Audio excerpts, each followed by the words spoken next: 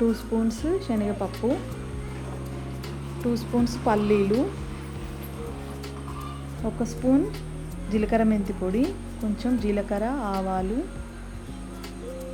దాల్చిన చెక్క, చాజీరా, కొంచెం 5-6 ఎండుమిర్చి, 3 పచ్చిమిర్చి, 1 స్పూన్ ఉప్పు.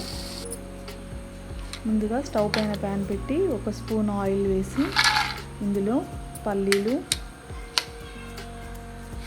శనగపప్పు వేసి వేయించి పక్కన పెట్టుకోవాలి.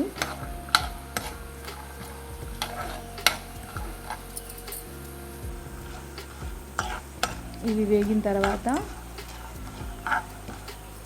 వీటిని ఒక ప్లేట్లోకి ట్రాన్స్ఫర్ చేసి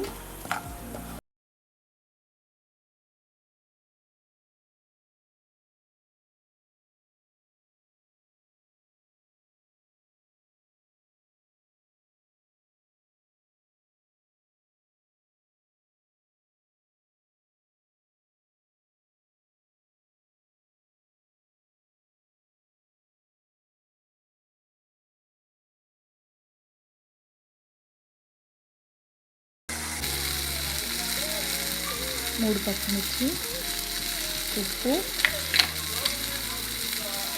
జీలకర్ర మెంతి పొడి వేసి కలిపి 1 నిమిషం పాటు స్టవ్ పైన ఉంచి స్టవ్ ఆఫ్ చేసి చల్లార్చి దీన్ని మిక్సీ పట్టుకోవాలి.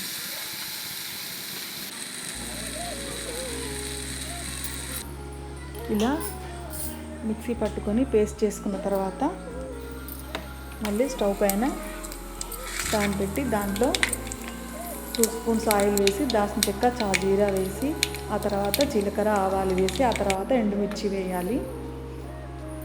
అందులోనే కొంచెం పసుపు కూడా వేసి పోపు రెడీ చేసుకోవాలి. ఇప్పుడు చల్లారిన అన్నంకి ముందుగా మిక్సీ పట్టుకున్న చింత చిగురు కలుపుకోవాలి. ఆ తర్వాత శనగపప్పు, పల్లీలు కలుపుకోవాలి. ఆ తర్వాత పోపు కూడా వేసి కలుపుకుంటే మనకు చింత చిగురు రైస్ రెడీ అవుతుంది.